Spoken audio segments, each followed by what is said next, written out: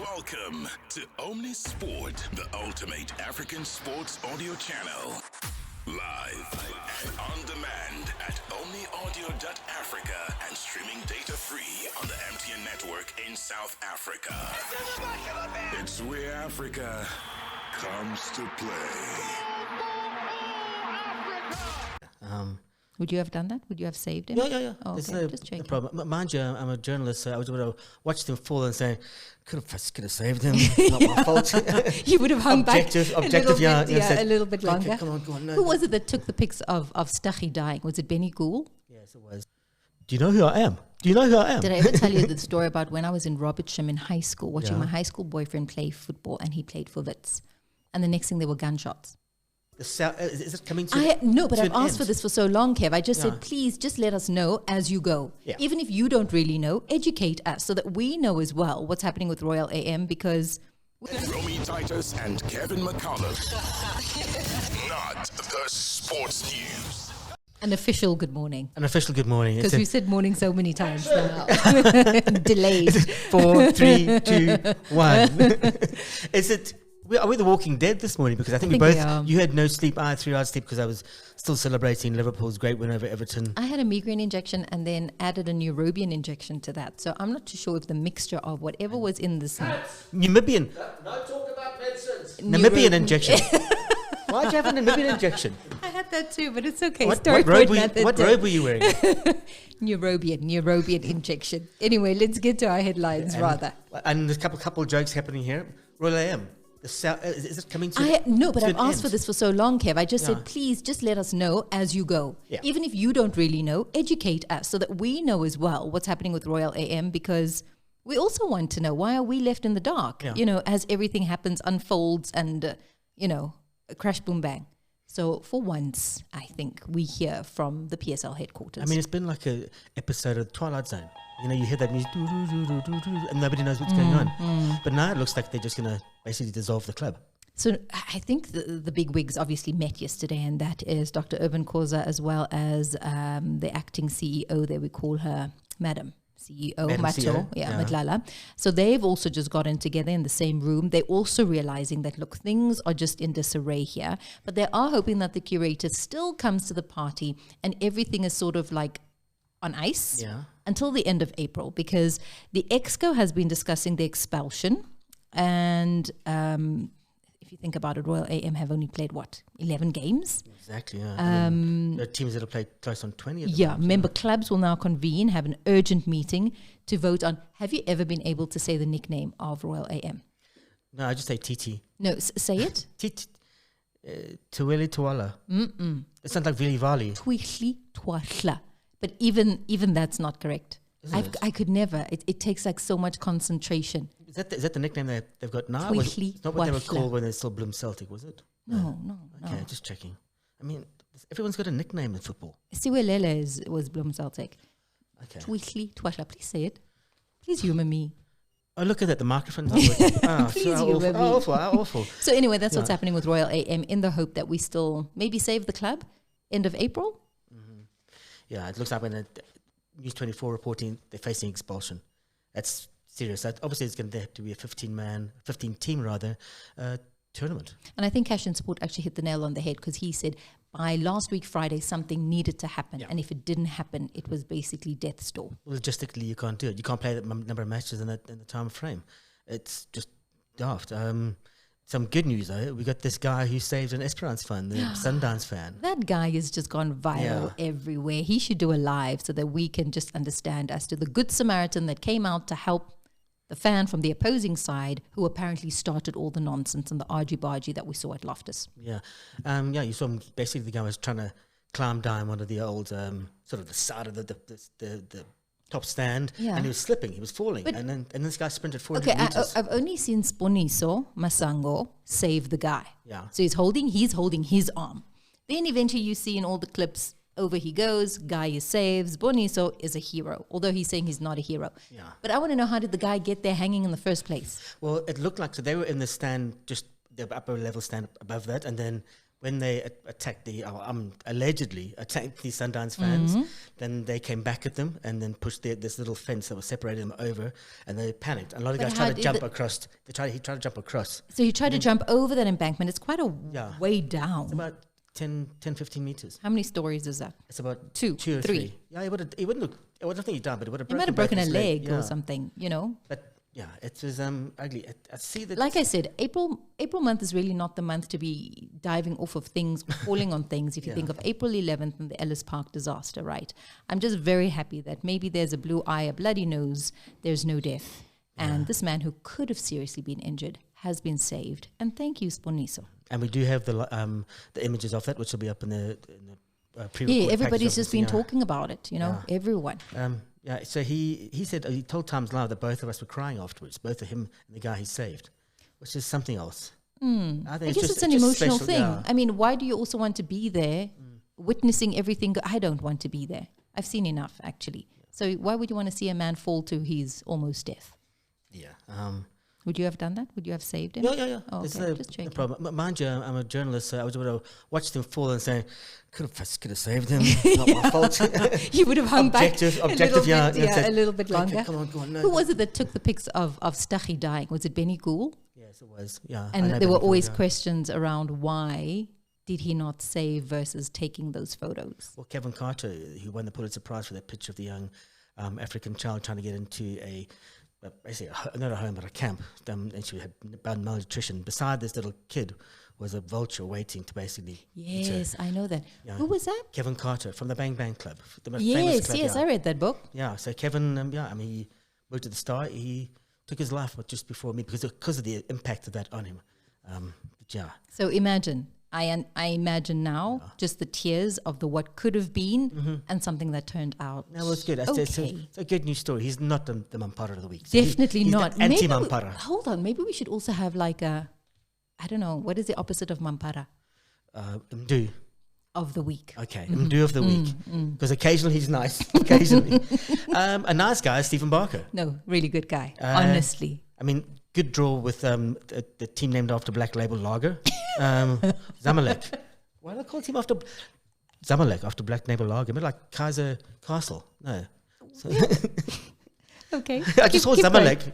So yeah, they drew 0-0 in the CAF Confederation Cup. Is that like the Europa Cup of CAF? Just one level down? Yeah, okay. You could say so. It's still a big tournament. And also, remember, they're the newbies in here. So for them to be competing the way they are and doing as well as they are, I do think, but I've already said, there's magic happening at Stellies, man. There's magic on another level. And who came in that was at Stellies? Which one of our guests?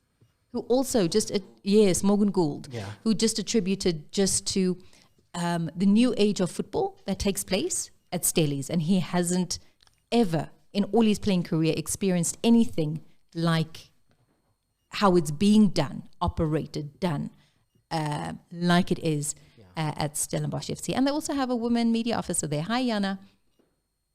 Just letting you know, we don't find very, very many in the PSL either. So just merely mentioning. Jana Swart. You want to say hi? Hello. Hi, Jana. Hello, Jana. Swart. Yeah. What a great surname that is. Is it Dictionary Bali? A guy with a black mark against his name, a swart mark his name, Jose Mourinho. You got to read this one. I've read about 15 different versions of this. So Jose Mourinho now faces a very lengthy ban. Why? Because he has gone ahead and pinched the nose of a Galatasaray coach, and that is Okan Buruk, after losing an ill-tempered derby that left Coach Baruch lying on the floor, clutching his face. But he took a dive. He took a dive. Why does he have to have Esperance manners? He's the same guy, but he's done this before. He did it, I think, when he was at Madrid. He snuck up behind the Barcelona assistant, Tito Villanova, and poked him in the eye after losing the Spanish Super Cup final. So he's not afraid of getting stuck in, putting a bit of a boot there. And then makes a run for it. He doesn't even own up to okay, I caused the damage. Like if you're going to do the damage, don't you want to own up and be like, I did that? But this is, I mean, it should be the Glasgow Celtic, Glasgow Rangers derby, even Liverpool, Everton to a certain extent, the biggest derbies. This one is Vus. I mean, stuff happens. I mean, it kicked off last night. There was a push on someone else, another shove. Next thing, there were 15 of them pushing What and is shoving each going other. on? Is it just that time of the season Yeah. where nobody has patience anymore? Patience is just worn thin, and everybody is just taking, I don't know, a hit at the next But person. footballers fight like they're Lebanese.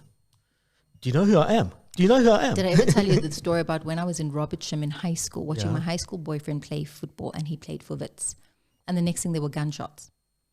Yes, you did tell me. Yes, and then we all just ran for cover, and I was just so confused. I was just like, but isn't this just a normal football thing, game? yeah. Yeah, like referees started running because Wits were winning, and we were in Robertsham. I can't remember who the teams were, but it's an emotional sport, huh? It is. It was emotional for Liverpool fans last night. Those of us who got some sleep. What's happening, Liverpool fans at 1:30 still talking about You were? a big win. I mean, it was important. It was a hard win. Just 1-0 against Everton at home. But Everton played them more or less the same way they did the last time. They were just hitting long balls, looking for the jewels in the air. Out-muscled Liverpool to an extent. Virgil van Dijk and Konate looked a bit uncomfortable. But then Diaz set up the goal. Luis Diaz set up the goal with the back foot, and then Diego Jota managed to tiptoe his way through. I must say that the referee was an absolute joke. He gave this Tarkowski, the James Tarkowski, the Everton's late hero when they played about 49 days ago, when he scored the goal in the 98th minute or something to equalise the game. He went in with the tackle that Mike Dean, who's the head of referees, said, straight red card, absolute disgrace. James McCundy on TalkSport said, where is VAR? What is the point of VAR? Because they went to the VAR. VAR said, no, it was reckless, but it was no intent. He even said afterwards, so this is, Tarkowski comes on live air on Sky and says, no, listen, it wasn't great from me, but I thought it'd be like an old-fashioned 50-50 tackle, and then I realised he was going to try and go around. He said, but you weren't tackling with any sort of consideration for the safety of McAllister. And McAllister, I mean, if you look at the impact on his leg, we'll have pictures of that up later, the leg almost bends a little bit, and it hit his pad, but he was down. I don't want to see. And then Jordan Pickford, there was an offside call. So there was a foul on Sabasli, and then the ball went up. Nunes went in and tried to get around Pickford. Pickford then kicked him the same way he kicked Virgil van Dijk 2-3 years ago when Van Dijk was out for a year with ACL. It was shocking VAR, shocking refereeing, but it's 12 points clear. Arsenal, come and get us. But you see, I think if it's something that is synonymous with football the world over, we're asking about VAR right here in South Africa, and if it's happening or if it's not happening, and does it enhance or does it take away from the game, right? We're talking about refereeing as well. You just alluded to the refereeing that was really bad. And here at home, what do we have? We are alluding to the same things. Yeah. Just referees, that just do not have a really great day at the office. Yeah, pretty shocking.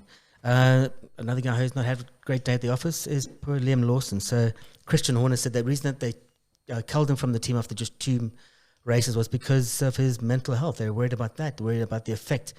He apologized to the team like 5 or 6 dozen times. This story doesn't sit well with me because when Lewis Hamilton was also interviewed, right, some time ago after winning all the Grand Prix that he has, he came out and said himself that no one ever gets them ready for the media that they have to face, or like the psychological aspect of the game.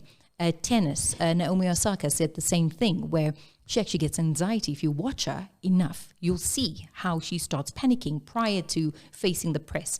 And I have to say, I mean, I'm a journalist, you're a journalist, and we go in hard also sometimes, forgetting that these are people at the end of the day. But on the flip side, what is being done in order to get athletes ready to be able to face a room full of press, which they're going to do in any case, right?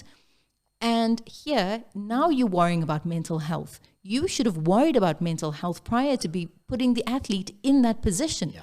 He should have had like the mental dexterity, which is the new flex, to be able to stomach this, do this, because this is what it's like. This is the pressure you're going to face, isn't it? Yeah. And then after 2 races, you're like, no. Now we need to focus on your mental health. No, I think it's something that has to be done before that, before you even get there, so that you're equipped with everything that you need to be the best you can possibly be. I mean, I've never been there, but I'm just, taking a look, reading, looking around, hearing what athletes are saying. You want that. I mean, being the former media officer for Bafana, I mean, Lyle Foster would say the same thing. He'd be like, Romy, do you have to take me today?